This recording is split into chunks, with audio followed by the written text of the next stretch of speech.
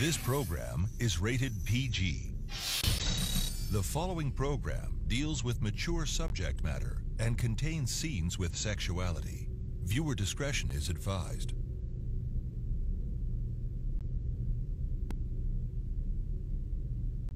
Okay, Orville. Oh, he's dead, Chet. Damn. You know, whoever was driving the car didn't even stop. Oh, God. Why would he run out of the apartment like that? For the same reason he took off last night outside the book cafe. He knows something about me, about my past. He knew something.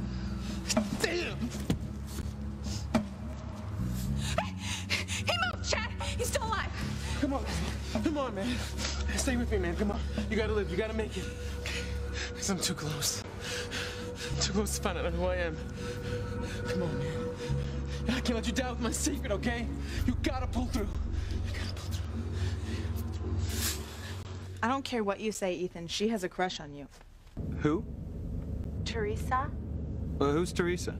I'm not imagining things either, Ethan. You know what you should be imagining? The two of us under a blanket in front of a fire, sipping champagne and feeding each other oysters. Well, I am bringing a cashmere blanket. Oh, perfect. We'll spread it out in front of the fire after dinner and make love all night. Oh, Ethan. You're the only woman in my life, Gwen. There's no one in the world who means more to me than you. I love you so much.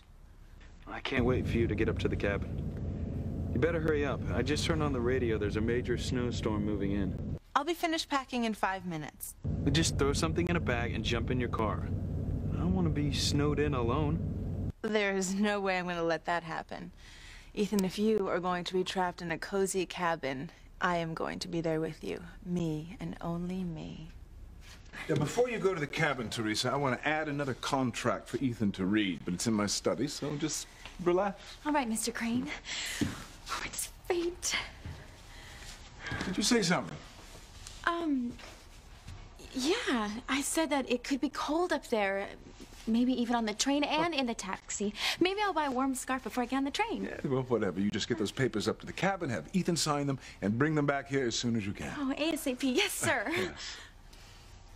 You are a good girl, Theresa. I hear from my wife that you do good work. In our family, work comes first. Oh, yes, Mr. Crane. Nothing is more important. Work is very important to me, too, Mr. Crane. Smart as well as beautiful. That's a deadly combination.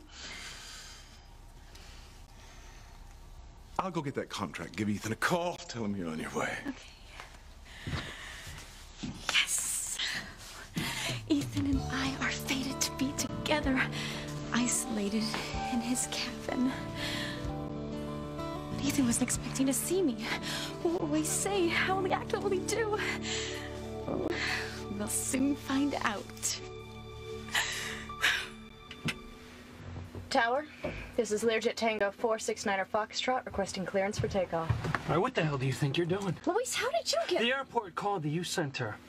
Luckily, I took the call. Now, come on, let's go. I told you I didn't want you getting involved with my family's personal business. And I told you don't give me orders. You're not Get going off to my plane. You are not going to New Mexico, damn it.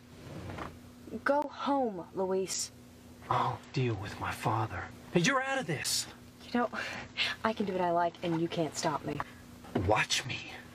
Get off this plane now, or I'll throw you off. Oh, now that I'd like to see. Come on. Ah. Show me what you got. I would hold the hand of the one who could lead me places, and kiss the lips of the one who could sing so sweet.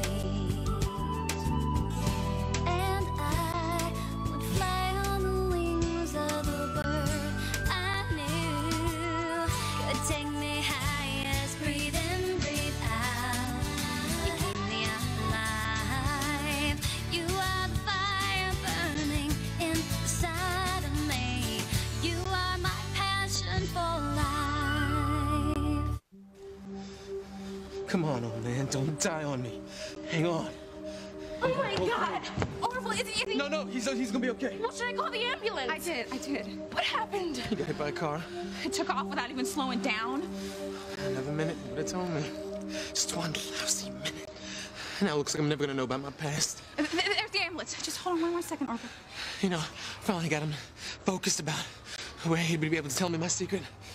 I had him pinned down just where he'd be able to tell me, and he just managed to get me out the room, and he just took off. He probably didn't even see the car coming.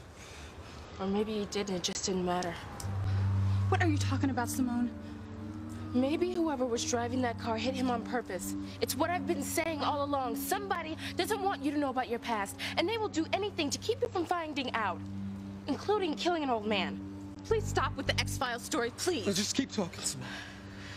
Well, look at how nervous Orville was about talking to us at the book cafe. He even went outside to make that mysterious phone call.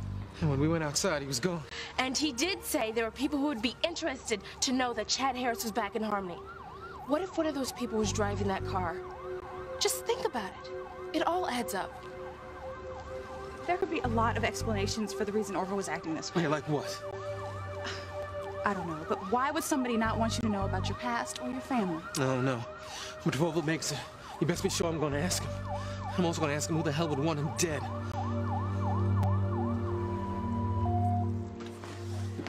Dr. Russell, I paged you and I got no answer. I had car trouble. I ran over a bump in the road and smashed my headlight somehow. What's going on? A hit and run was called in. A hit and run?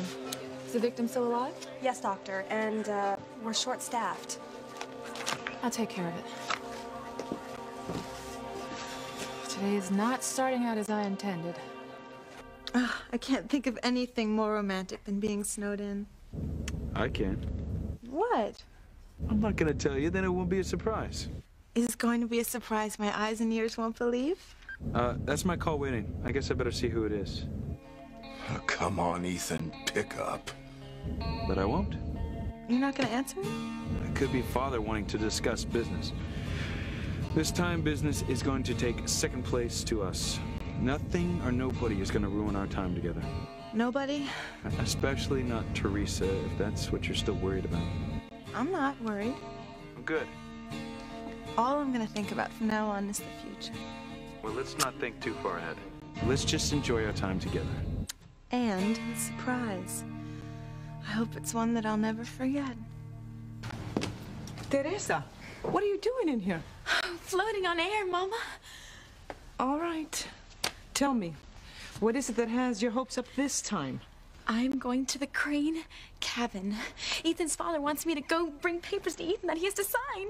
The cabin? Well, how are you going to get there? Train and taxi. So you think that Ethan is going to fall in love with you while signing some papers? Don't you see, Mama? Yes, Teresa, I do see.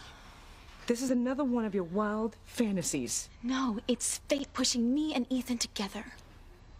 All you'll do is deliver those papers and come home. Ethan feels nothing for you. Oh, you are so wrong. Teresa, he only sees you as his mother's secretary. Gwen is the girl he's going to marry. No. After today, Gwen will be out of the picture. Well, if you believe that, then you really are deluding yourself. Mama, you cannot put a damper on this for me. This is my time, and I am not gonna waste it. Ethan's gonna finally know exactly how I feel about him. You've dreamed a fairy tale, Teresa. That's all this is, and it'll never end as you hope. I am not hoping anymore, Mama. I know what the end is now. I have always known. The end is that Ethan is going to marry Gwen. Never. Teresa, there's no point in arguing with you. Just promise me one thing. Please. Don't let Luis know about these dreams of yours. If my father is in New Mexico, I'm gonna be the one to deal with him, not you. I asked you to get off my plane. I don't get it. And what has it got to do with you? Why are you so hard to find a man that you never met? Or did you?